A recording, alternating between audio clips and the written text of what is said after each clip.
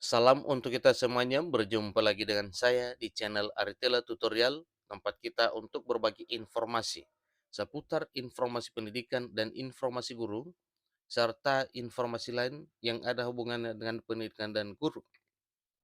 Pada pertemuan ini, saya menyapa Bapak Ibu honorer setanah air yang selalu setia melaksanakan tugas tanpa mengenal lelah. Saya yakin bahwa Bapak Ibu honorer selalu dalam keadaan sehat walafiat. Pada pertemuan kali ini, ada satu informasi penting yang perlu saya sharekan kepada Bapak Ibu honorer setanah air terkait dengan pengangkatan dan penghapusan yang sedang heboh diperbincangkan di kalangan masyarakat.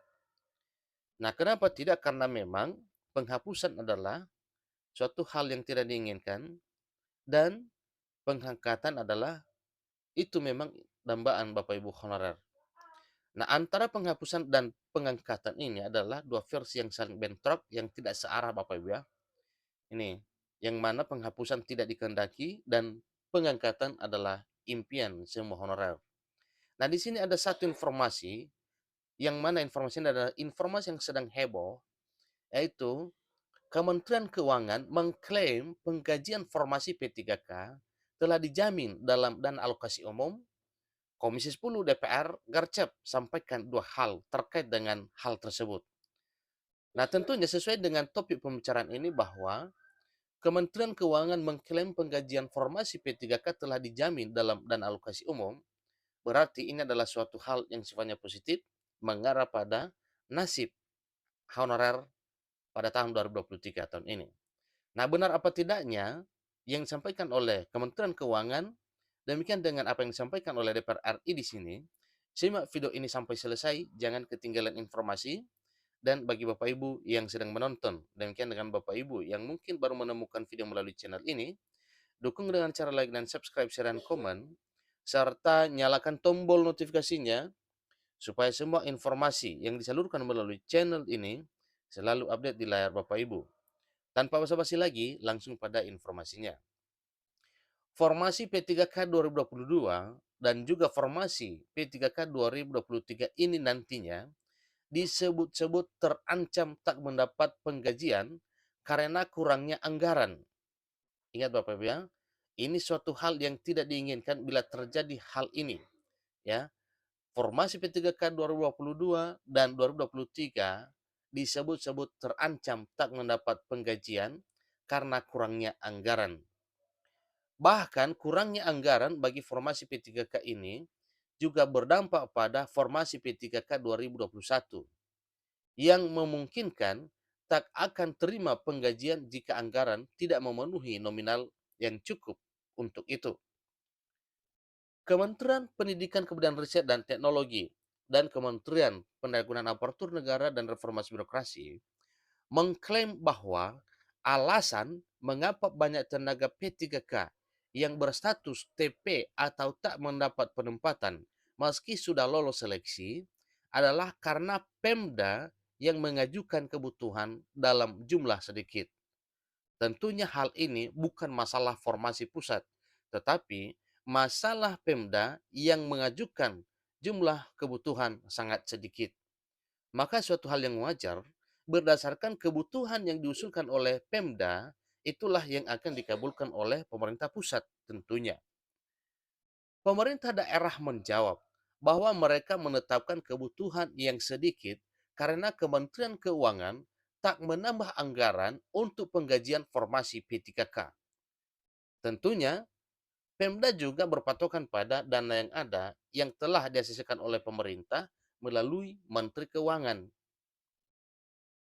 Kemudian, Dian Putra, Kepala Seksi Perencanaan Alokasi Dasar dan Kapasitas Fiskal Kementerian Keuangan, mengonfirmasi kalau banyak dari pemerintah daerah yang mengira pemerintah pusat akan menambahkan anggaran dalam hal penggajian formasi P3K.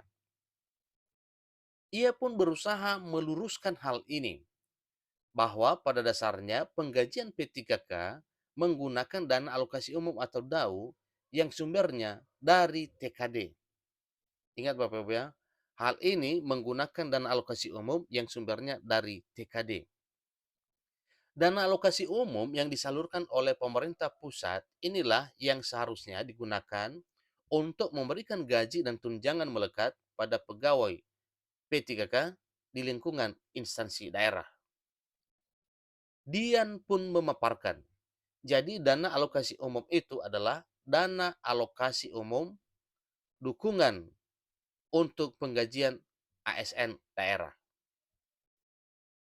Kita tahu bahwa anggaran pendapatan dan belanja daerah sumbernya dari mana? Pendapatan asli daerah atau PAD ditransfer ke daerah walaupun dia mayoritas di banyak daerah atau PAD lainnya.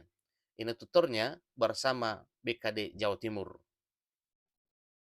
Kalau mindsetnya kita penggajian P3K atau pegawai pemerintah dengan perjanjian kerja itu berasal dari pusat, DKI itu nggak bisa bayar karena dia nggak dapat DAU tambah Dian Putra. Daerah-daerah kaya itu nggak dapat dana alokasi umum, tapi dia mengangkat P3K lanjutnya. Kepala seksi dari Kementerian Keuangan tersebut menandaskan kalau hal ini perlu dipahami bersama-sama bahwa dana alokasi umum bagian dari TKD memang diperuntukkan bagi penggajian formasi pegawai pemerintah dengan perjanjian kerja atau P3K di daerah-daerah. Dukungan dana alokasi umum tersebut akan memperhitungkan jumlah pegawai negeri sipil atau PNS dan pegawai pemerintah dan perjanjian kerja atau P3K di daerah. Tidak termasuk pegawai tidak tetap yang juga ada di daerah. Ini hanya berlaku untuk PNS dan juga P3K. Dian pun tak menampik bahwa begitu banyak pemerintah daerah yang menyangka kalau pengangkatan pegawai pemerintah dengan perjanjian kerja atau P3K ini juga akan diberi tambahan anggaran untuk penggajiannya. Sebaliknya, Ledia Hanifah, anggota Komisi 10 DPR RI, mengatakan bahwa pemerintah daerah mengadukan kalau anggaran dalam dana alokasi umum yang seharusnya dipergunakan untuk penggajian formasi P3K tidak bertambah jumlahnya. Dana alokasi umumnya tidak akan menambah, sekali lagi tidak menambah dana alokasi umum yang biasanya ada. Ini tegas Lydia saat diwawancarai, bahkan ada yang menjadi defisit. Lanjutnya, anggota Komisi 10 DPR RI tersebut menjelaskan hal inilah yang menjadi kendala dari pemerintah daerah untuk mengangkat dan menyusun kebutuhan formasi P3K. Menurut Lydia, apabila Kementerian Keuangan memang menambah anggaran tersebut, bisa disegerakan dan jangan sampai mengurangi jumlah dana alokasi umum. Pemerintah kalau memang betul memberikan anggarannya untuk penggajian dan tunjangan itu, pertama tidak mengurangi jumlah DAU yang selama ini biasa diterima, tegas Lydia. Ia kembali menambahkan, kedua, memastikan betul bahwa nantinya implementasinya dipergunakan untuk gaji dan tunjangan di daerah itu. Oleh sebab itu, Pemda tak bisa mengusulkan jumlah formasi yang banyak untuk kebutuhan P3K lantaran anggaran daerah yang relatif kurang. Nah, itulah informasi Bapak Ibu, dan ini adalah salah satu dilema dalam hal pengangkatan honorer menjadi ASN, yaitu terkait dengan persoalan anggaran yang mana ada sedikit kesalahan pemahaman antara Pemda dengan pemerintah pusat melalui Menteri Keuangan dalam hal anggaran ASN, baik PNS maupun P3K. Demikian dengan pengaruhnya terhadap pengajuan formasi yang sedikit oleh daerah karena jumlah anggaran yang sedikit sesuai dengan pengakuan para pimpinan daerah di Indonesia. Demikian informasinya. Sampai ketemu pada video berikutnya. Terima kasih.